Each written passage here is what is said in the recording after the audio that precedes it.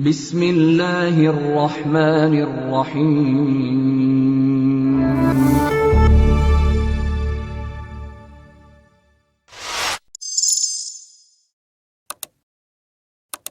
Bismillahirrahmanirrahim. Assalamualaikum warahmatullahi wabarakatuh. Innal hamdalillah wassalatu wassalamu ala Rasulillah wa ala alihi wa ashabihi wa mawalah. Wala haula wala quwata illa billah, amma ba'd. Alhamdulillah, para pemirsa yang dirahmati Allah Subhanahu wa taala, kita sekarang berada di bulan Muharram, bulan yang memiliki beberapa catatan dalam ajaran agama kita, dan layak seorang muslim untuk mengenal tentang beberapa masalah yang berkaitan Muharram ini, karena berkaitan dengan beberapa nilai ibadah yang kita tunaikan selama bulan Muharram.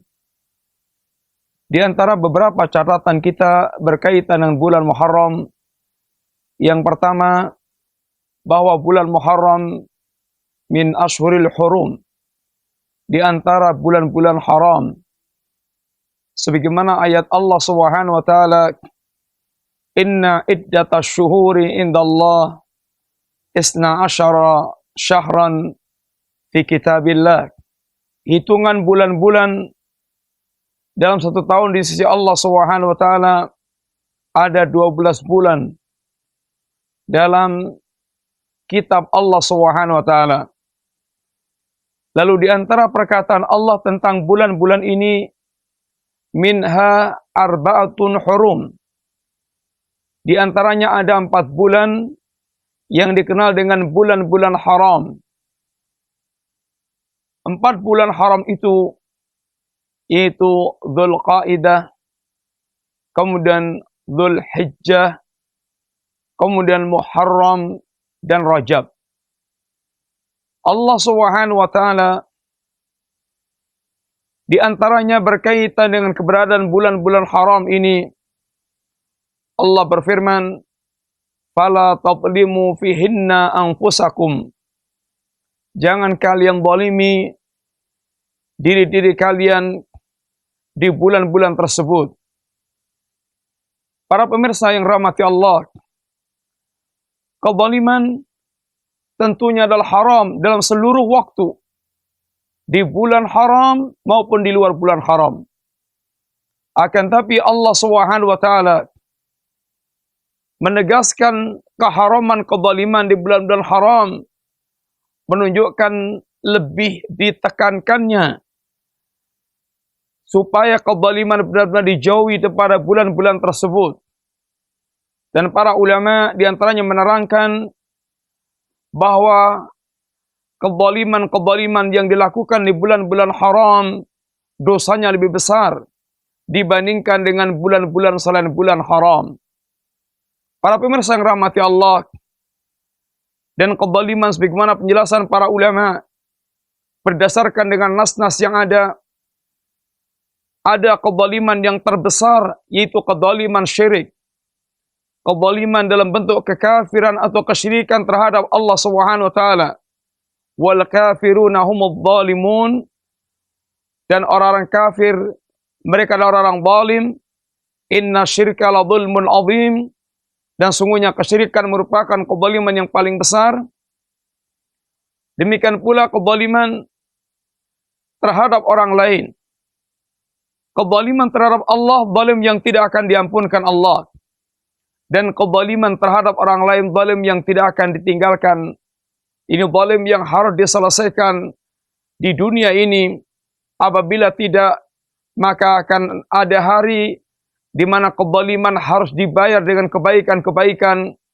Sehingga Rasulullah SAW menghabarkan adanya orang-orang yang mereka bangkrut, yakni muflis, karena kebaikan yang dia miliki tidak cukup untuk membayar kezaliman yang dia lakukan. Dan kezaliman terhadap diri sendiri dalam bentuk dia melakukan perbuatan-perbuatan kemaksiatan, dan kezaliman dan maksiat ini pun memiliki bahaya yang sangat banyak.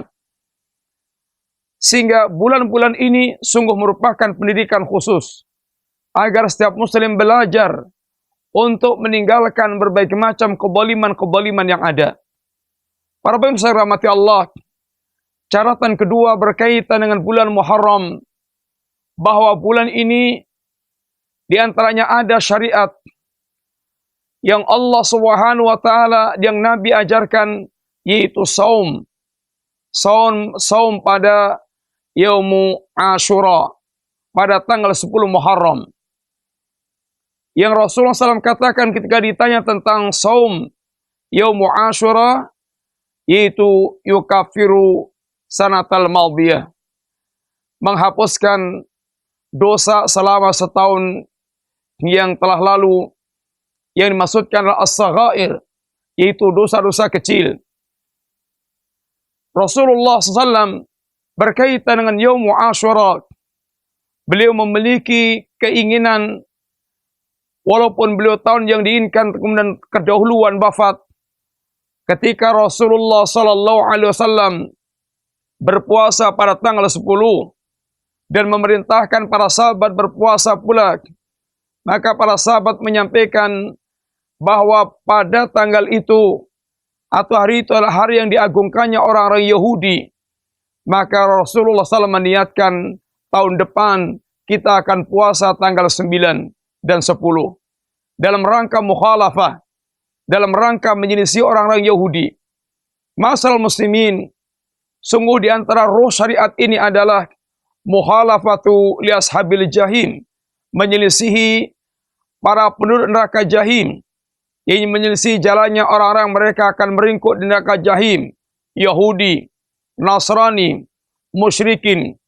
Sehingga seorang muslim hendaknya dia memiliki semangat menyelisih orang-orang yang hanya akan meringkuk di neraka jahim. Dan di antara musibah zaman, bahwa umat ini berada dalam posisi mereka banyak melakukan tasyabbuh terhadap orang-orang kafir musyrik, orang-orang Yahudi, Nasrani, dan orang-orang musyrikin. Dan ini semuanya diantaranya karena kebodohannya kaum muslimin terhadap agamanya, dan mindernya kaum muslimin terhadap agamanya, dan tidak merasa memiliki harga diri yang lebih, bahkan merasa bangga seandainya mereka bisa meniru orang-orang kafir Yahud, wan Nasara, maupun musyrikin. Tentu ini merupakan musibah. Dan Nabi telah mengingatkan kepada kita, la tattabi'unna sunana man kana qablakum shibran bi shibrin wa dhira'an bi dhira'in hatta law dakhalu juhra dhabbin la dakhaltumuhu. Benar-benar di antara kalian akan ada orang-orang yang mereka mengikuti sunnahnya orang-orang kafir, orang-orang sebelum kalian, sejengkal demi sejengkal, sehasta demi sehasta, hingga sampai mereka masuk lubang bab, maka mereka pun akan ikuti. Ketika ditanyakan, ya Rasulullah, al-Yahud wa Nasara, kata Nabi, faman, siapa lagi? Masalah muslimin rahimani wa rahimakumullah. Sehingga hendaknya dengan syariat ini pula seorang muslim menumbuhkan sifat mukhalafah, menyelisih al-Yahud wa Nasara, dalam rangka untuk menepati apa yang diinginkan oleh Nabi sallallahu alaihi wasallam, khaliful Yahud wa Nasara. Dan Nabi melarang agar kita tidak menyerupai orang-orang Yahud wa Nasara dan kaum musyrikin. Para pemirsa yang rahmati Allah, catatan ketiga berkaitan dengan bulan Muharram, kita diingatkan tentang peristiwa yang sangat bersejarah, yaitu peristiwa hijrah. Hijrahnya Nabi SAW, di mana Umar menetapkan tahun Hijriyah diawali dengan bulan Muharram, mengingatkan peristiwa hijrahnya Rasulullah SAW. Sungguh, hakikat hijrah, sebagaimana yang Allah Subhanahu wa taala sebutkan dalam ayat, Inni muhajirun ila Rabbi, Inni muhajirun ila Rabbi, aku hijrah menuju Rabbku. Ini perkataan Nabiullah Ibrahim alaihissalatu wassalam. Dan Rasulullah sallallahu alaihi wasallam mengatakan, hakikat orang yang mereka berhijrah, al-muhajir man hajara manahallahu anhu. Orang yang berhijrah adalah orang yang mereka hijrah dari segala yang dilarang oleh Allah Subhanahu wa taala. Tentu tidak menafikan, tidak meniadakan masih berlangsungnya tuntutan hijrah dari negeri kafir ke negeri Islam. Akan tapi hakikat hijrah yang perlu kita fahami adalah hijrah yaitu dari segala yang diharamkan oleh Allah Subhanahu wa taala. Sehingga mudah-mudahan Muharram menjadi semangat buat kita kaum muslimin untuk meninggalkan hijrah dari syirik kepada tauhid, hijrah dari bid'ah kepada sunnah, hijrah dari maksiat kepada taat, hijrah dari jahiliyah kepada Islam, hijrah dari kebatilan kepada yang hak. Di antara catatan bulan Muharram ini pula bahwa yang bulan yang seharusnya kita diperintahkan oleh Allah agar benar-benar menahan diri dan menjauhkan sejauh-jauhnya dari segala kezaliman, dan di antara kezaliman yang paling besar adalah asyirku billah.